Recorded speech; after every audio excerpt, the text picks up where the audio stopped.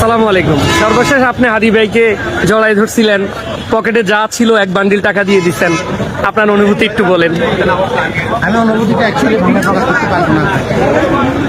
আমার ওর সাথে রাত্রে দেখা হওয়ার কথা ছিল, শুক্রবারে রাত্রে দেখা হওয়ার কথা ছিল। আমাদের বললো যে আপনি আমার সেন্টারে আসেন, কিন্তু আনফর্চুনেটলি বৃহস্পতিবার আমি ফেনে যেতেছিলাম, যাওয়ার পথেই তার সাথে রাস্তায় দেখা। তো আমি ভাবলাম যে ঠিক আছে, রাস্তায় যা আছে পকেটে দিয়ে দেই, সকালে শুক্রবারে আসলে তার সাথে রাত্রে তার সেন্টারে দেখা হবে, এবং সেটাও বলা হয়েছে। পরে রাত্রে শুক্রবার বৃহস্পতিবার রাত্রে আবার 11:30টার সময় উনি আমাকে ফোন দিল যে দাদা আপনি চিন্তা করেন না, ভিডিওটা ভাইরাল হয়ে গেছে, এটা নিয়ে আপনি ক্যান্সেল করে দেন। লোকজন খুব উল্টাপাল্টা কথা বলতেছিল, আমাকেও ফোন করছে কয়েকজনে। আমি জামাত করি, কেন তাকে টাকা দিলাম, এই জাতীয় প্রশ্নও আসছে। তো যাই হোক, আমি বললাম যে আমি জামাতের বাইরে যে কয়েকজনকে খুব ভালোবাসি, তার মধ্যে হাদি একজন, আমার ছোট ভাই, আমার খুব জুলাই যোদ্ধা।